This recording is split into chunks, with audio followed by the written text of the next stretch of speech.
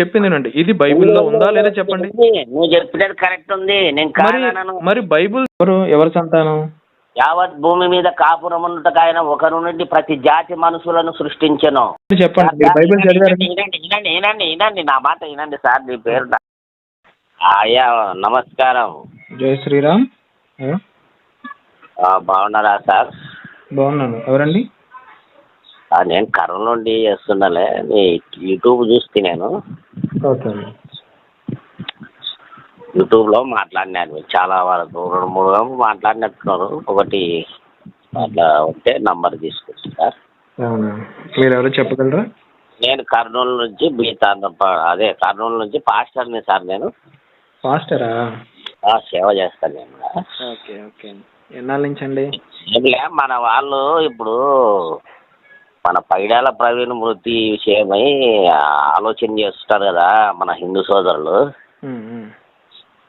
ఇప్పుడు ఆ పైడాల ప్రవీణ్ ఒకసాట మాట్లాడిన విషయం, సీతమ్మ శ్రీరాముడు గురించి మాట్లాడిన విషయము గ్రంథాలు ఉన్నట్లు చూపిస్తున్నారు. మళ్ళీ వీళ్ళేంటి దాని మీద వక్రీకరించి మాట్లాడుతున్నారని ఒక బాధతో నీకు చెప్పాలని అట్లా.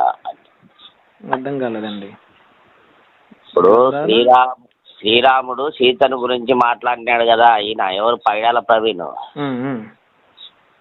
ఆ విషయాన్ని మన కొంతమంది సోదరులు, అంటే మన హిందూ సోదరులు, గ్రంథాలు తెలుసుకోలేని సోదరులు, గ్రంథాలలో ఉన్నట్టు చదువుకోలేనటువంటి పరిస్థితుల్లో ఉన్నటువంటి సోదరులు చదువుకోరు కదా, చదువుకోకుండా ఊరికే వక్రీకరిస్తే అది మంచిగా సార్ ఏమన్నా అంటే చదవాలి కదా. ఇప్పుడు అతను మాట్లాడిన మాటలు చదవాల ఉందా లేదా గ్రంథంలో. ఇప్పుడు అనవసరంగా బైబుల్ మీద నెంబర్ 1. నెంబర్ 2 ఏంటంటే సార్, ఒకటి వినండి, ఒక్కటే మాట నా అయ్యగారు మీకు మాట చెప్తాను.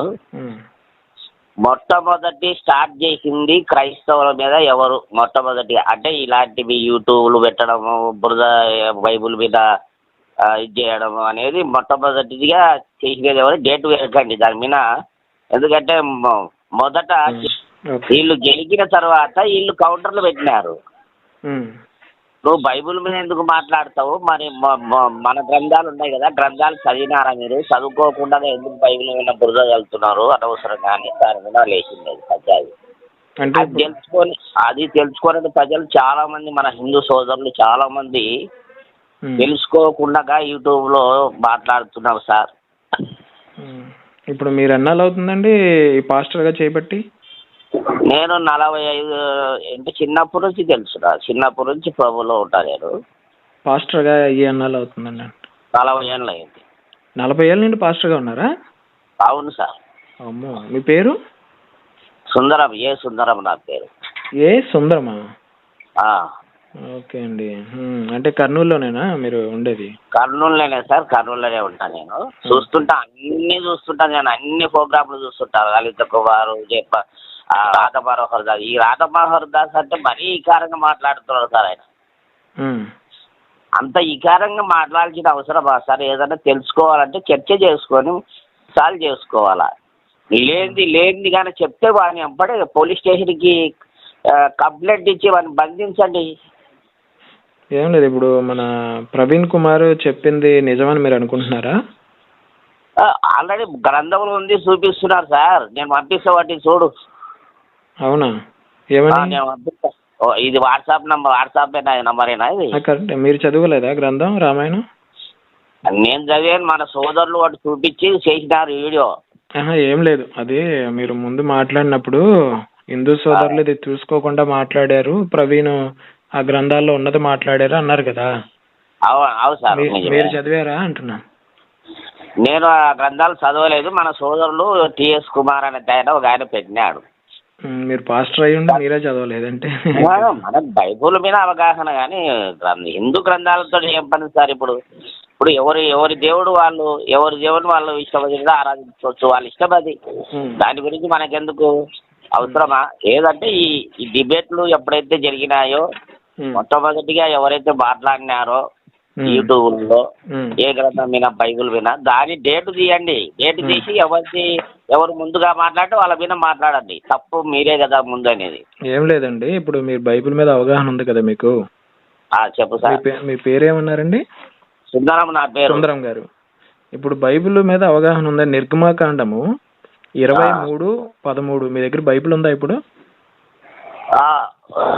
తీస్తా ఉండు నాన్న, ఉండు అట్లే ఉండు.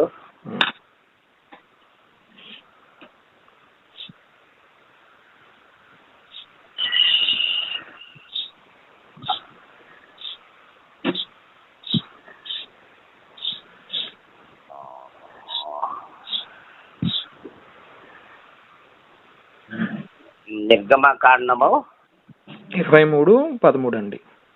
23:13.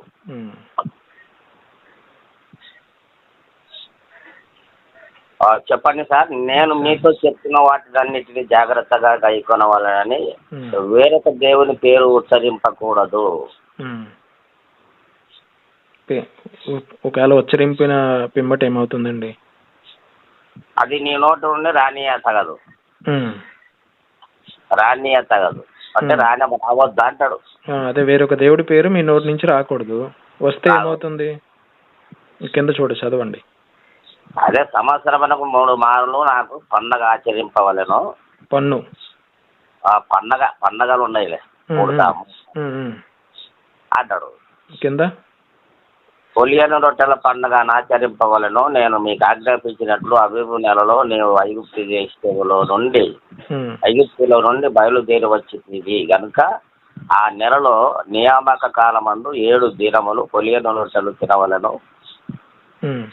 నా సన్నిధిని ఎవడును వట్టి చేతులతో కనబడకూడదు కదా.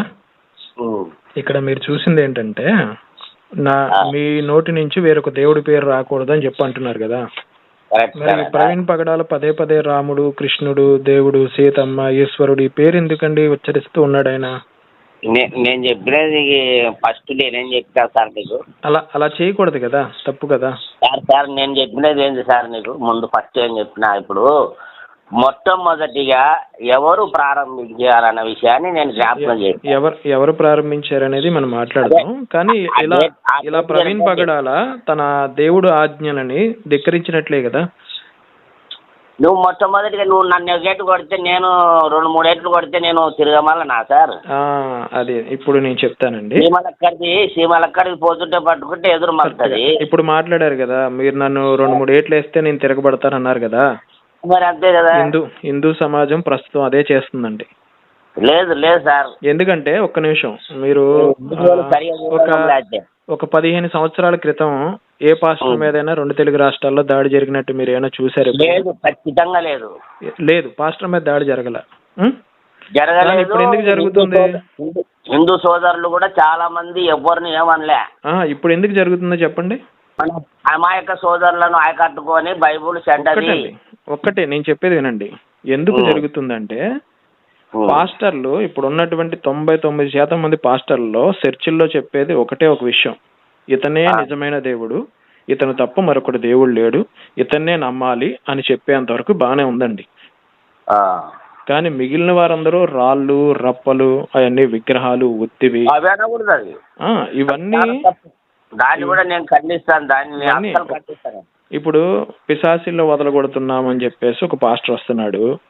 ఆ పిశాసి ఏంటంటే అమ్మవారి పేరు అంటున్నాడు. నేను కనకదుర్గని, విజయవాడ కనకదుర్గని, నేను ఈ అమ్మాయిని పట్టానని ఒక భూతం లాగా క్రియేట్ చేస్తున్నాడు. సార్ దాని మీద చాలా మంది మాట్లాడినారు, ఇది తప్పు అని ఖండించినారు.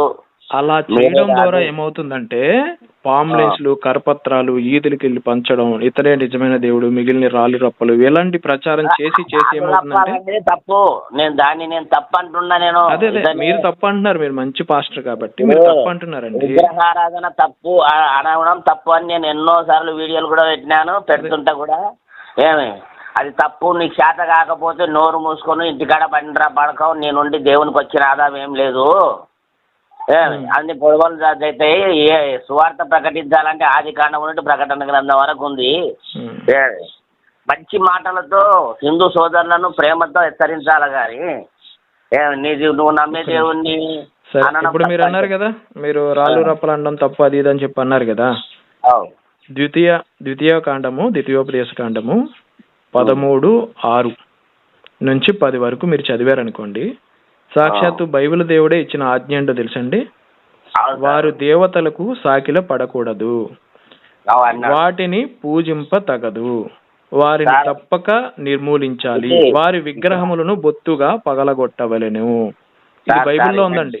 వినండి సార్, నేను చెప్పింది ఇది బైబిల్లో ఉందా లేదా చెప్పండి. నువ్వు చెప్పినది కరెక్ట్ ఉంది. మరి బైబిల్ దేవుడే ఇలా విగ్రహాలు పగలగొట్టండి, విగ్రహాల దగ్గరికి వెళ్ళొద్దు, విగ్రహాలు పూజించే వాళ్ళు సైతాన్లు అన్నట్టు చెప్తుంటే మరి పాస్టర్లు చేయకుండా ఉంటారా? దాన్నే కదా అనుసరిస్తారు. సార్ మీ పేరు ఏం పేరు సార్? నా పేరు కేడిఆర్ అంటారండి. కేడిఆర్ సార్, నా మాట వినండి కొంచెం ఒక్క 2 నిమిషాలు. ఇది నేను ఒకటే, దీన్ని మీరు అంగీకరిస్తున్నారా లేదా? బైబిల్లోనే దేవుడు చెప్తున్నప్పుడు మరి పాస్టర్లు ఎందుకు చేయరు? సార్ నేను దాని మీద క్లారిటీ ఇస్తాను. ఇప్పుడు బైబిల్ దేవుడు విగ్రహాలను పలగొట్టమన్నాడు, ద్వేషించమన్నాడు, చంపేయమన్నాడు, దాని మీద క్లారిటీ ఇస్తాను ఇప్పుడు. చెప్పండి. ఇప్పుడు అబ్రహామును దేవుడు పిలిచినప్పుడు అబ్రహాముతో అంటాడు, ఏమంటాడంటే, నేను ఈ దేశాన్ని సంచరించి చూడు, ఈ దేశంలో ఉన్నటువంటి ప్రజలు చాలా భయంకరమైన పాపపు పనులు చేస్తున్నారు, వాళ్ళు చేసే ఆచారాలను చూసి నేను ఇప్పటికే బాధపడుతున్నాను, అయితే నీ సంతానానికి ఈ దేశ ప్రజల్ని ఇస్తా. ఎప్పుడు ఇస్తా? ఇప్పుడు ఇయ్యను, వాళ్ళని చూస్తా, ఇంకా 400 సంవత్సరాలు చూస్తా వాళ్ళని ఓకేతో. నేనే సృష్టికర్తను, అయితే నన్ను కనుగొనడానికి ఇష్టపడకుండా వాళ్ళు ఇష్టం వచ్చినట్టు బ్రతుకుతున్నారు. సరే, ఇష్టం వచ్చినట్టు బ్రతకడమే కాకుండా నీచమైన పనులు చేస్తున్నారు, పిల్లల్ని బలిస్తున్నారని కొన్ని విషయాలు చెప్తాడు అక్కడ. చెప్పిన తర్వాత ఏమంటే, వాళ్ళ పాపం ఇంకా పాపం పండలేదు, పండినప్పుడు నేను జోక్యం చేసుకుంటా, అంతవరకు నీవు నీ సంతానాన్ని నేను భూమి మీద విస్తరింపజేస్తాను. నీ ద్వారా రాబోతున్న 12 గోత్రాల ద్వారా ఐగుప్తు దేశంలో గొప్ప జనాంగంగా సిద్ధపరుస్తా అంటాడు. అర్థమైన 400 సంవత్సరాలు ఆ దేశాన్ని సంచరించి చూడమన్నాడు అబ్రహాముతో. ఆ దేశంలో సంచరిస్తున్నప్పుడు అబ్రహాము దేవుడు గొప్పవాడు అన్నటువంటి రాజులు ఉన్నారు. ఏ దేశంలో అండి?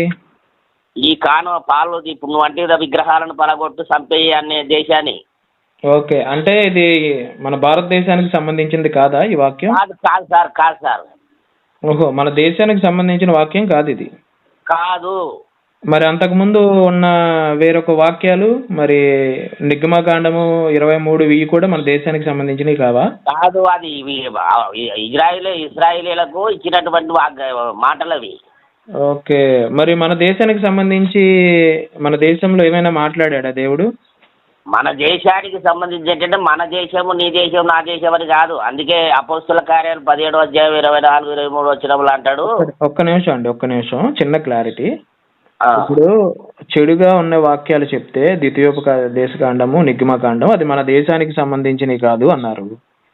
మన దేశానికి సంబంధించి దేవుడు ఏమైనా చెప్పాడా బైబిల్లో అంటే, ఈ దేశం అని కాదు, ఆ దేశం అని కాదు, అందరికీ అంటున్నారు. దీన్ని ఎలా చూడాలి? అందరూ ఒకటే సంతానం వచ్చినారని ఉంది సార్ బైబిల్లో. ఎవరు సంతానం? యావత్ భూమి మీద కాపురం ఉన్నట్టుకైనా ఒకరు నుండి ప్రతి జాతి మనుషులను సృష్టించెను. ఎప్పుడు? సృష్టి ప్రారంభంలో ఆది కాండంలో సృష్టించాడు. అవునా?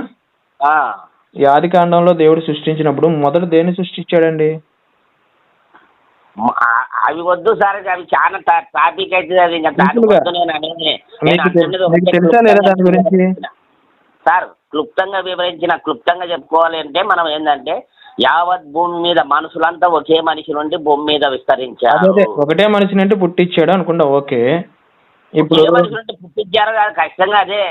సరే, అదే అనుకుందామండి, మీ మాటే ఒప్పుకుంటున్నా. పోనీ ఇక్కడ 2 పాయింట్లు ఉన్నాయి, 2 మీరు సమాధానం చెప్తే సరిపోతుంది. నాకు మీరు చెప్పింది నమ్ముతా. చెప్పు. ఏం? భూమి మీద వెలుతురుని ముందు పుట్టించాడు. అవునా?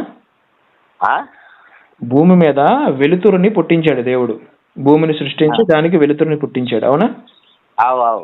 ఆ తర్వాత సూర్యచంద్రుని సృష్టించాడు. సూర్యుడు లేకుండా వెలుతురు ఎక్కడి నుండి వస్తుందండి భూమి మీదకి?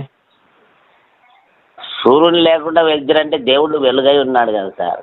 అదే, దేవుడు వెలుగై ఉన్నాడా? అంటే ఇప్పుడు సూర్యుడు లవర్స్ లేకుండా దేవుడే వెలుగై ఉన్నాడా, లేకపోతే సూర్యుడిని సృష్టించే వరకు దేవుడు వెలుగై ఉన్నాడా? దేవుడు భూమిని ఏర్పాటు చేయాలని ఆయన సంకల్పం ఉన్నప్పుడు చూసినాడు, నీళ్లతో నిండి ఉంది ఈ భూమి అంతా కూడా. మొత్తం నీళ్ళే. అవును. ఓకే. ఇప్పుడు కూడా నువ్వు మామూలుగా పిల్లల పాఠ్య పుస్తకాల్లో 3/4 భాగం నీళ్లు, పావుల భాగము మాత్రమే భూమి. ఇంకో విషయం మీకు చెప్పాలి, ఈ మాట అన్నారు కాబట్టి. చెప్పండి సార్.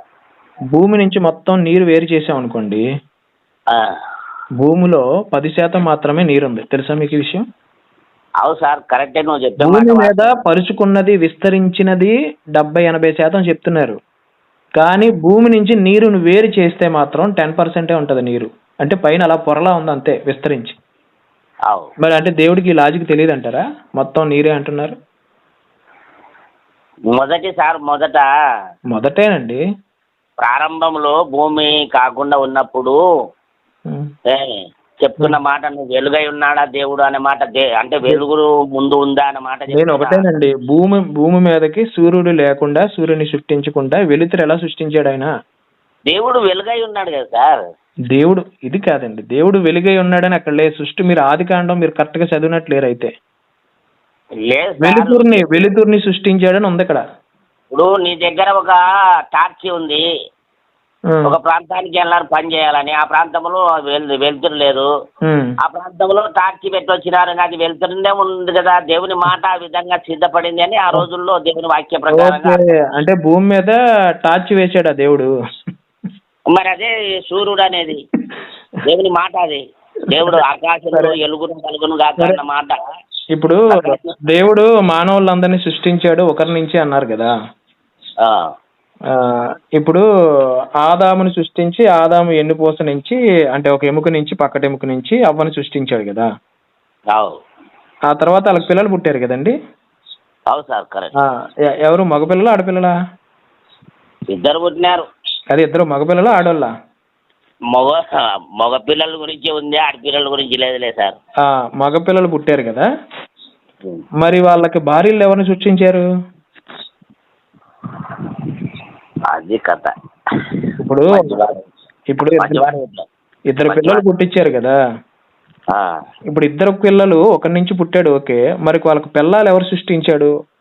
వాళ్ళకి భార్యలు ఎక్కడి నుండి వచ్చారు? ఈ మాటల వల్లనే సార్, వినండి సార్, పేరు ఎంతో మర్చిపోయినా నేను. ఆ భార్యలు ఎక్కడి నుండి వచ్చారు చెప్పండి. బైబిల్ చదివారు? వినండి నా మాట వినండి సార్. నీ పేరు నాకు వచ్చి రాకూడదు. చెప్పండి. నా పేరు కేడిఆర్ అంటారులేండి, చెప్పండి. కేడిఆర్ సార్, నా మాట వినండి. ఇప్పుడు ఈ మాటల వల్లనే, ఇట్లా ప్రశ్న చేయడం వల్లనే, చర్చ చేసుకోలేకుండా, సమాధానంగా అడగకుండా ఇట్లా యూట్యూబ్ లో పెట్టడం వల్ల ఇప్పుడు నేను అడిగింది తప్పు అంటారా? ఈ ప్రశ్న అడగకూడదా? ఇప్పుడు నేను చెప్పేది రండి, అదే మాటనే. సమాధానం చెప్పండి, మిగతాది నేను అర్థం చేసుకుంటాను. అదే మాటకు చర్చకు పిలిస్తే చర్చకి రాకుండా ఇష్టపడినట్టు వక్రీకరించి మరియమ్మ లంజది, ఆమెను అవన్నీ మనం మాట్లాడద్దులేండి. అవన్నీ నేను ఎప్పుడు అలా మాట్లాడలేదు. మాట్లాడను కూడా. నాకు అవసరం లేదు అలా అంత తప్పుగా మాట్లాడి. నేను అంటారు కదా, మన వాళ్ళు అన్నందుకే కదా ఈ విషయాలు వచ్చిలేదు సార్. మన వాళ్ళు అన్నారు, పోనీ వాళ్ళకి నేను వత్తాది తీసుకోను. మీరు పాస్టర్గా 40 ఏళ్ళ నేను ఉంటున్నారు కాబట్టి మీరు చెప్పండి.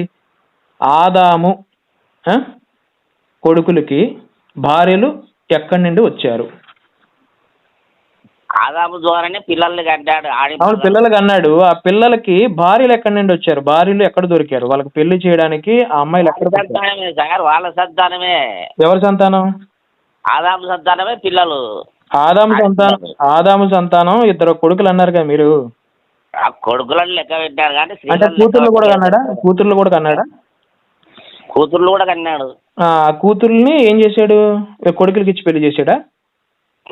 అది సృష్టి క్రమం విస్తరించేంత వరకు అట్లా జరిగింది. ఏంటది? సొంత చెల్లెల్ని అన్నలకి ఇచ్చి పెళ్లి చేసి. మంచి మాట సార్, మంచి మాట. నేను అనేది ఒకటండి, ఏనండి, ఇప్పుడు మీరు ఈ విధంగా ప్రశ్నించడం వల్ల మీ గ్రంథాలలోని వాస్తవాలు బయట పెడితే అది వక్రీకరణ అంటారు. అంటే మేము చెప్పే మాటలేమో మీకు పట్టవు. అంటే పాస్టర్ గారు ఒక్క విషయం, మీరు ఈ బైబిల్లో ఇంత క్లారిటీగా నేను మొత్తం గ్రంథాలన్నీ చదివి ఇదంతా చేయట్లేదు. సింపుల్గా 2 కొడుకులకి భార్యలు ఎక్కడిని తీసుకొచ్చారు అంటే మీకు తప్పుడు మాట ప్రశ్నించినట్టు, వక్రీకరించినట్టు అవుతుందా? ఇది మీరే అర్థం చేసుకోండి పెద్ద మనసుతో. మీరు పాస్టర్ పెద్ద మనసుతో అర్థం చేసుకోండి. ఇదే మాటకు వివరణ ఇచ్చినారు ఆల్రెడీ. మీరు చెప్పండి. కొడుకు అంటే కూతుర్ని కొడుకులకి ఇచ్చి పెళ్లి చేశాడా? అది ఖచ్చితంగా జరగాలి. అది ఎందుకు అంత దారుణం ఏంటి? సృష్టి విస్తరించడం కోసం అది మళ్ళా వేరే సృష్టి చేయాల్సిన అవసరం లేదన్నట్ల ఈ వీళ్ళ ద్వారానే భూమిని నిందించమని ఆజ్ఞాపించాడు దేవుడు. ఇక్కడ 2 పొరపాట్లు నేను చెప్తున్నానండి, తప్పుగా కాలక్రమేణా క్రమం పంచాడు. ఇది చాలా దారుణం అండి. అంటే మన భారతదేశానికి ఎలాంటి సంబంధం లేనటువంటి బైబిల్ ఇది. ఇంకా మంచి మాట చెప్పినావు. ఇప్పుడు ఇతర దేశాల్లోనే అది సెట్ అవుతుంది. ఆ గ్రంథాలు తెలుసా నీకు? ఏంటండి? మన గ్రంథాలలో కూడా బ్రహ్మ సృష్టిని చేసినప్పుడు తర్వాత ఇవన్నీ కొంతమంది సృష్టిని చేసినారు. కొంతమంది ఆ సృష్టిని చేసినప్పుడు అవన్నీ బయట పెట్టినందుకు ఈ కంపలన్నీ. చెప్పండి అదేంటో చెప్పండి. ఏంటది? అది పంపిస్తా, ఇక చూడు నువ్వే. బ్రహ్మ ఏంటో చెప్పండి. నేను చెప్పాను, నువ్వుగా పంపిస్తా చూడు. మీరు పంపించడం కాదు, 40 సంవత్సరాలు పాస్టర్ ఉన్నప్పుడు మీరు బైబిల్ చదవలేదు. పైడాల ప్రవీణ్ మీద ఏదేదో చేసి గందరగోళం చేసి గడిబిడి చేసి పగడాల ప్రవీణ్ తాగి చనిపోయాడు అని చెప్పేసి సీసీటీవీ ఫుటేజ్ వస్తున్నాయండి. చూపించాలి కదా సార్. మన సహోదరుడు ఒక ఆయన బ్రాహ్మణ సహోదరుని మీద దాడి చేసినారంటే మన క్రైస్తవ సోదరులు ఎంతమంది సానుభూతి చూపించలేరు? హిందూ దాడి చేశాడు కాబట్టి హిందూ పేరు పెట్టుకొని సానుభూతి చెప్పడమే కాదు, దాని మీద దుమ్మెత్తు కూడా పోసేశారు. అదే ఒక క్రిస్టియన్ దాడి చేసి ఉంటే మీరు చెప్పేటోళ్ళు, అలాగా ఒక ముస్లిం దాడి చేసి ఉంటే చెప్పేటోళ్ళ? ఎంతమంది క్రిస్టియన్లు ఎంతమంది ముస్లింలు దాడి చేయట్లా? వీళ్ళని చంపేస్తామని బెదిరింపులు వచ్చినాయని అనే రుజువుతో మాట్లాడినారు అన్నాడు. అక్కడ చంపేస్తారని ఎవరన్నారు? పాస్టర్ ప్రవీణ్ ఎవరు చంపేస్తా అన్నారు? ఒక ముస్లిం వ్యక్తి చంపేస్తానని చెప్పేసి వార్నింగ్ ఇచ్చి క్షమాపణ చెప్పించి కళ్ళు పీకేస్తానంటే ప్రవీణ్ పగడాల్ని ఒక్కడంటే ఒక పాస్టర్ ఇగో పలానా ముస్లిం వ్యక్తి ఆ వాడిని చంపుతాడన్నాడని మాట్లాడలేపారు. ఎందుకు? మీరు ముస్లిం వ్యక్తి వార్నింగ్ ఇచ్చినప్పుడు ఆ సంఘటనకి నాకు ప్రాణ భయం ఉందని చెప్పినప్పుడు ఒక్క పాస్టర్ కూడా ఎందుకు ముస్లిం సమాజానికి ఆ ముస్లిం వ్యక్తికి వ్యతిరేకంగా వీడియో ఎందుకు పెట్టలా? దాన్ని చెప్పండి. ఏ మాత్రం సంబంధం లేనటువంటి హిందువులు చంపేశారు అని ఎందుకు 100 వీడియోలు చేశారు? ఎందుకు మమ్మల్ని అంతగా బాధ పెట్టారు? అది వాస్తవమైన దాన్ని సరే, తప్పు కదండి. ఎంత బాధపడి ఉంటారు హిందువులు. అంటే క్రైస్తవులకే మనోభావాలు ఉంటాయా, హిందువులకు ఉండవా? చెప్పండి, మీరు పాస్టర్ గారు కదా. అంత మూర్ఖంగా మాట్లాడాలా నువ్వు? ఇప్పుడు ఒక మనిషి మాట్లాడింటాడు అక్కస్తో ఏదో ఒక మనిషిని కోల్పోయినామని, దుఃఖపడిన మనిషిని ఓదార్చే మాటలు చెప్పాలి. ఓదార్చడం అంటే వాళ్ళు మాకు బాధ కలిగింది న్యాయం చేయండి అంటే ఎవరైనా బాధపడతారండి. కానీ బాధ సరిపోకుండా ఇగో వాళ్ళు చంపేశారు. ఇప్పుడు మీరున్నారు, మీరు బాధపడుతున్న సమయంలో ఒక వ్యక్తి ఎవరో చచ్చిపోయాడు, అయ్యో పాపం అని మీరు అనుకుంటున్నారు. ఆ అనుకున్న వ్యక్తులు వచ్చేసి మీరే చంపేశారు, మీరే దొంగ లంగా అని తిడుతుంటే మీకు కోపం రాదా? వాళ్ళ మీద ఇప్పుడు చాలా సార్లు మాట్లాడిన మాటలను బట్టి ఆలోచనతో మాట్లాడింటారు. అది వేరే, అది సబ్జెక్ట్ వేరే. మీరు మేమైతే కాదు, మీరే కావాలంటే రుజువు చేసుకోండి, ఊరికే మొత్తాకు కుక్కలక్క అని చెప్పాలా గానీ. అలాగే చెప్పారు సార్. చెప్పాలా నీకు వీడియోలు పంపాలా? ఇప్పుడు ప్రవీణ్ పగడాల రాముడు గురించి సీతమ్మ గురించి మాట్లాడింది నిజమా అంటే మీకు తెలియదు అంటున్నారు. రామాయణం చదవలేదు అంటున్నారు. బైబిల్ మీద అవగాహన ఉంది కదా, పోనీ బైబిల్ మీద అవగాహన ఉంది కదా అని నేను అడిగితే నువ్వు అన్న మాటలకి నేను పంపిస్తా ఆధారాలు చూడు. అవి కాదు, మీరు డైరెక్ట్ గా మాట్లాడండి. నేను తర్వాత ఫోన్ లేకపోవచ్చు, నేను చాలా బిజీగా ఉంటాను. మీరు ఏదో లక్కుగా ఫోన్ చేశారు, ఎత్తాను అంతే. నేను మళ్ళీ మీరు ఫోన్ చేసినప్పుడల్లా నేను ఎత్తలేకపోవచ్చు. ఇప్పుడు ఒకటేనండి, బైబిల్ మీద మీకు అవగాహన ఉందా లేదా? 40 సంవత్సరాలు అవగాహన అంటే నీకు ఒక్క బాటతో పోయేది కాదు బైబుల్ అంటే నీకు. అందుకనే నేను చెప్తున్నానండి, 1000 తప్పులు ఉన్నాయి అందులో. 1000 తప్పులు. అట్లా అనేదానికే నీ దాంట్లో కంపు పెరిగి చూపించినారు వాళ్ళు. ఏది ఒకసారి చెప్పండి, ఒక్కటి చూపించండి. నీ నోరు వాసన వస్తుందా అంటే నీ నోరు వాసన నీకు తెలియదు, నీ నోరు వాసన చూడని నేను చూపించినట్టు ఉంది పంచాయతీ. సేమ్ అలాగే చేస్తుందండి ఇప్పుడు హిందూ సమాజం. బొక్కలు పెట్టుకొని మీరు ఎలాగయ్యా మా దేవుళ్ళ గురించి మాట్లాడతారని హిందూ సమాజం తిరగబడుతుంది ఇప్పుడు.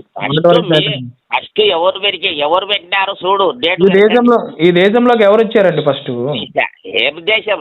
క్రైస్తవులు కదా దేశంలో. మేము ఇజ్రాయెల్ వెళ్ళి మత ప్రచారం చేస్తున్నామా, లేకపోతే వాళ్ళు వచ్చి మా దేశంలో చేస్తున్నారు? క్రిస్టియన్ దేశమే కదా అమెరికా దేశం, క్రిస్టియన్ దేశమే కదా. అమెరికా దేశం అనేది ఒకప్పుడు లేదండి. 500 సంవత్సరాల క్రితం అక్కడ రెడ్ ఇండియన్స్ బతికేవారు.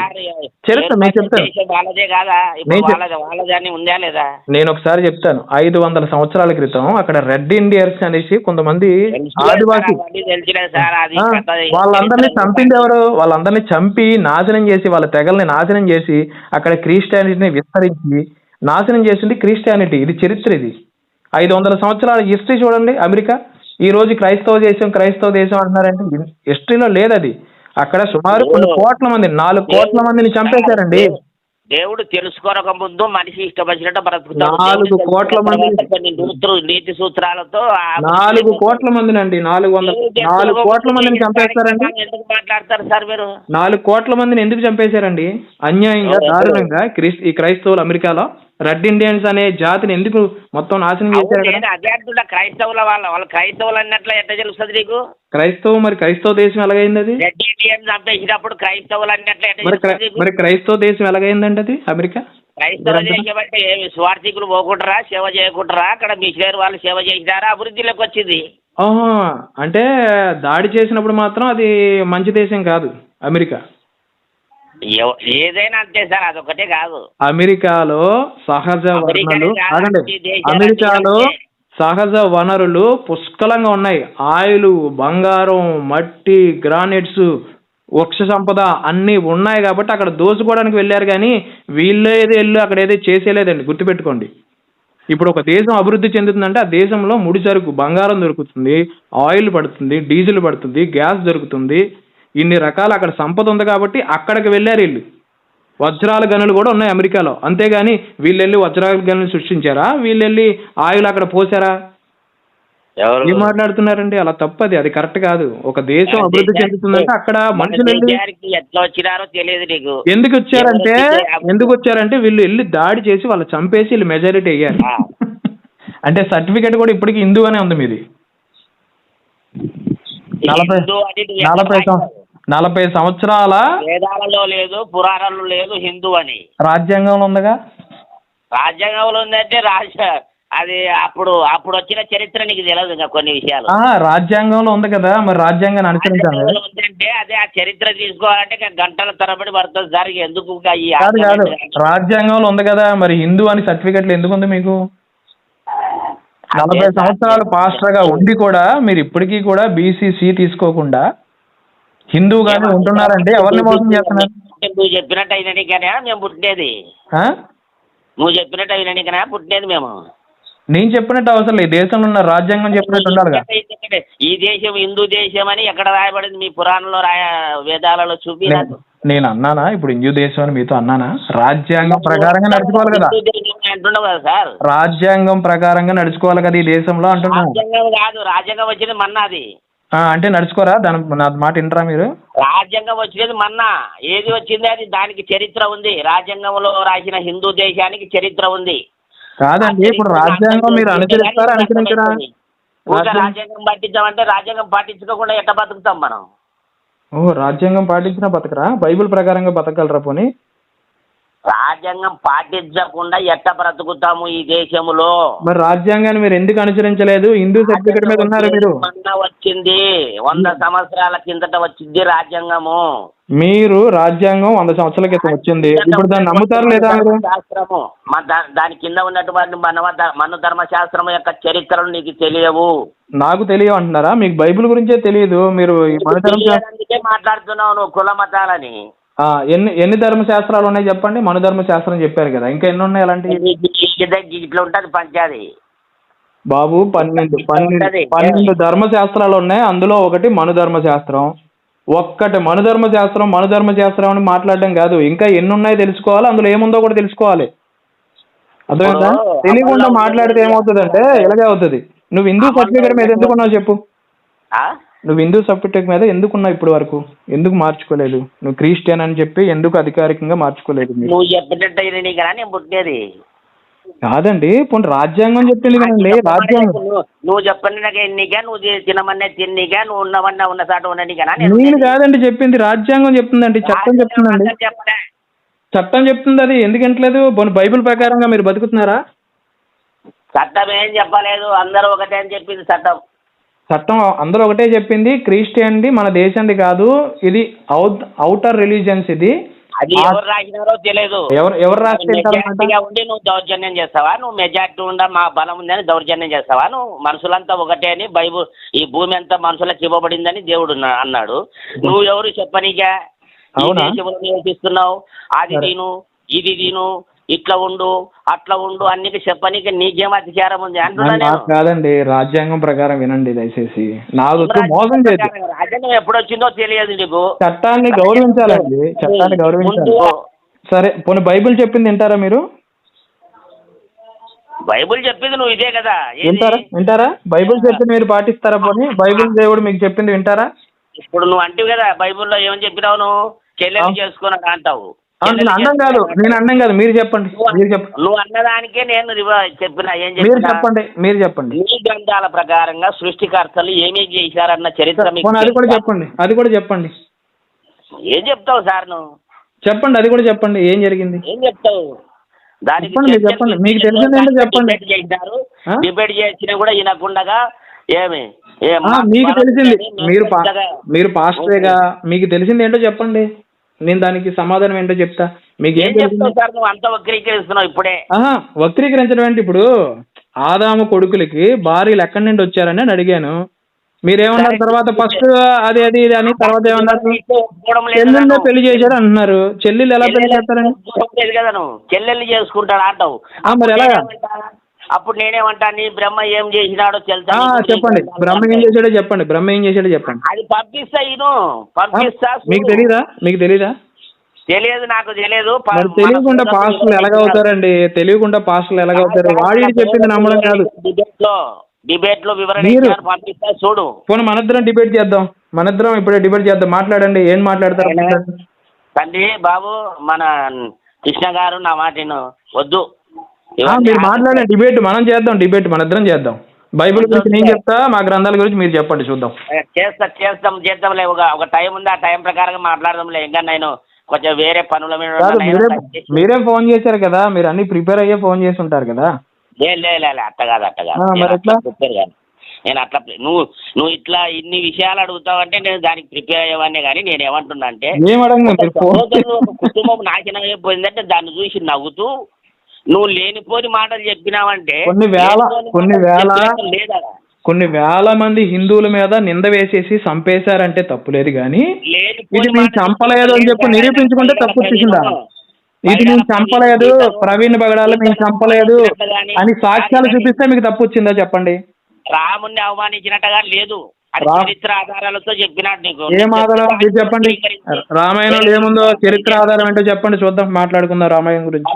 పంపిస్తా చూడు. చంపించండి. మీరు చెప్పాలి నాకు చెప్పాలి. గ్రంథాలు చూపించినారు నా దగ్గర. మీకు తెలియనప్పుడు ఎందుకు మాట్లాడుతున్నారు? మరి మీకులాగే తెలియని వాళ్ళు, మీకులాగే తెలియన పాస్టర్లు కానీ ఈ క్రైస్తవులు కానీ అమాయకులు అందరూ కూడా ఎవడో ఏదో మాట్లాడాడు అది నిజం అనుకుంటున్నారు. కానీ మీరు రామాయణం చదవాలి కదా. నేను బైబుల్ చదివినా, ఖురాన్ చదివినా, భగవద్గీత చదివినా, రామాయణం చదివినా, దేశ చరిత్ర చదివినా, రాజ్యాంగం కూడా చదివా. ఇప్పుడు నాతో మాట్లాడండి. మీరు నీ మాట నీకే చక్కగానే కాకు. మీరు నాతో మాట్లాడండి. ఏది నిజమో ఏది అబద్ధమో మీకే తెలిసిపోద్ది. మీరు రామాయణం గురించి మాట్లాడారు కదా, రామాయణంలో ఏముందో చెప్పండి. ప్రవీణ్ పగడాలు మాట్లాడిన దానికి నేను చెప్తా ఆధారం. కొంచెం వినండి సార్ కృష్ణ గారు, చెప్పండి. నాకు పేరు తొందరగా రావడం లేదు నీకు. సార్ ఇప్పుడు నీకు ఆధారాలు పంపిస్తా. పంపించడం కాదు, నాకు ఇప్పుడు మాట్లాడండి. నేను మాట్లాడలేను, నా దగ్గర లేదు గ్రంథం. అది పోనీ చదివారా? పోనీ మీరు? నేను చదవలేను. చదవకుండా ఎవడో చెప్పింది ఎలా నిజం? మీ దగ్గర ఒక రామాయణం తెచ్చుకొని కేసేయండి. కేసు వేసామండి. నీ శాతం అయితే కేసే. అది శాత కాక వక్రీకరించుకుంటా, దెబ్బలాడుకుంటా, అసలు మా రాముడి గురించి మాట్లాడవలసిన అవసరం ఈ క్రైస్తవ పాస్టర్లకు ఎందుకు వస్తుందండి? అవసరం ఏముంది? మీ బైబిల్ మీరు చెప్పుకొని మీరు బతకొచ్చు కదా. ఆధారాలతో మాట్లాడినాడు సార్. ఏం మాట్లాడాడు చెప్పండి? అంతా వక్రీకరించుకుంటా, మా సీతమ్మ తల్లిని అంత దారుణంగా మాట్లాడుకుంటా. నీ మాట నాకు వక్రీకరణ, నా మాట నీకు వక్రీకరణ. పోనీ బైబిల్ ప్రకారంగా మాట్లాడదాం. చెప్పండి. చెల్లిని కొడుకునికి ఇచ్చి ఎలా పెళ్లి చేశాడు ఈ ఆదాము? ఇవన్నీ వద్దు కానీ సార్, నేను ఎలాగండి? ఇది ఎక్కడండి? ఇది ఎక్కడ చండాలం అండి? అసలు చూపిస్తాను, కొంచెం టైం. ఇది ఎక్కడ చండాలం అండి? ఆదాముకి అవ్వ కూతురు అవుతుంది. కూతురుతో సంభోగం ఏంటండి? అది కూతురు అవుతుందో భార్య అది నేను అనేది మరి ఆదాము నుంచే కదా పుట్టింది. కొంచెం నేను కోర్టు పోలీసులున్న టైం ఇస్తారు కానీ నువ్వు అంత చేస్తే ఏంటది ఏంటి ఎంత దారుణం ఏంటండి? విగ్రహాలు పగలగొట్టడం ఏంటి? కేసు పెట్టు, రాజ్యాంగాన్ని నీ చేతిలో తీసుకుంటావా నువ్వు? రాజ్యాంగాన్ని ఎందుకు మోసం చేస్తున్నారు మరి మీరు? శాఖ కాదు, రాజ్యాంగాన్ని ఎందుకు మోసం చేస్తున్నారు? మాకు మేమే పెద్దగా హిందూ దేశంలో మెజార్టీ ఉన్నామని ఇదేనా మీకు ఉండేది దౌర్జన్యాలు? ఓకే, మెజారిటీ ఉన్నాం, మేము దౌర్జన్యం చేస్తున్నాం. మీరు మైనారిటీ కదా మీరు? నీకు చూపిస్తే సాక్ష్యాలు మీరు చెప్పండి. ఆధారాలతో సహా పంపిస్తా చూడు. మీరు పెట్టండి, మీరు చెప్పండి. నంబరేనా పంపిస్తా చూడు.